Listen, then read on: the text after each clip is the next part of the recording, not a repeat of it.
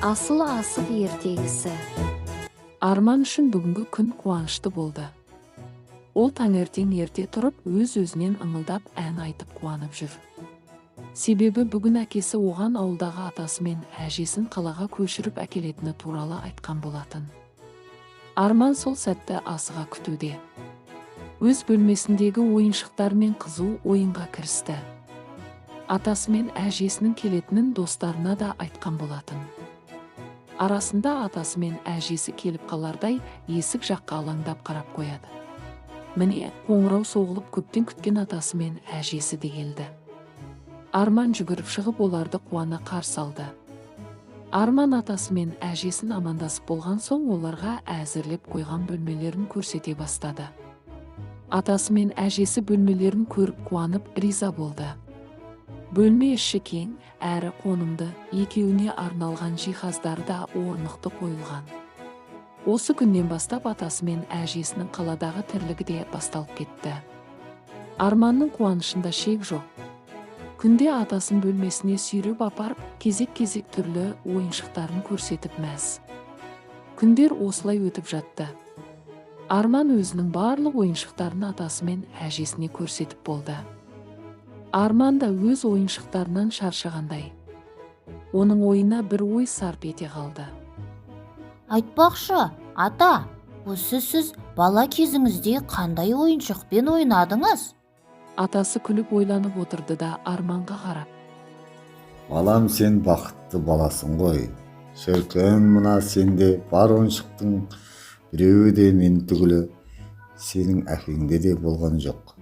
Ал қазір сенде бәрі бар. Шіркін, әр заманның өз ойыны мен ойыншығы бола деген осы. Менің кезімде менің ойыным да асық болды. Ата, ол қандай асық? Кәдімгі қойдың асығы ма? Иә балам, міне мынау деп атасы ала дорбадағы асықты жерге төбе салды. Арман қызық, бұл асықтармен қандай ойын ойналады деп күліп жіберді де, ата сол ойындарды маған үйретші деп тағатсыздана бастады.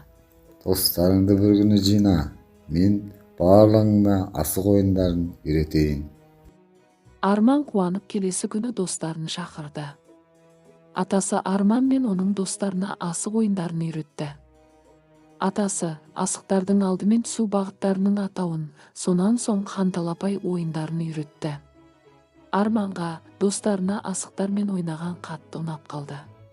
Ата, бізге күнде осы асықпен ойналатын ойындарды үйретші. Жарайды балам, енді бұл асықтардың барлығын саған беремін. Онымен ойланатын ойындарды саған үйрететін боламын. Арман қуанып кетті де асықтарды жинастыра бастады. Кенет Арман көп асықтардың ішінен бір ерекше асықты көзі шалып қалды. Ата, мынау неге ерекше асық? Иә, бұл ерекше асық. Бұл менің асыл асығым. Ол асық кезінде менің бір бағып асыраған жетім қозым болды. Оның аты Аманат. Сол қозым өсіп қой болды. Ол қой қартайып сойып алып, оны асығын осылай сақтап келемін. Ол асық маған алдымен сенің әкеңді сыйға берді, одан соң сені сыйға берді. Арман, ол қалай ата? Деп таңданды. Солай балам, кезінде осы асықты ерекше түске бояп, мен өзің ұлым болса екен деп сақтап қойдым. Арманым орындалып, ұлды болдым. Содан соң ұлымның ұлы болса екен деп тіледім. Ол тілегім де орындалып, сенің дүниеге келгеніңді көрдім. Міне, солай болам. Ата, ол асықты енді маған берші. Мен де сақтап қояйын. Мен де өсейін. Менің де балам болсын. Атасы немересін құшақтап алды да: Ой, сенің осы тәтті тіліңнен ала қой балам. Тек оны жоғалтып алушы болма балам. Мен сияқты сақтап қою. Міне, осылай асыл асық енді Арманның қолына келді.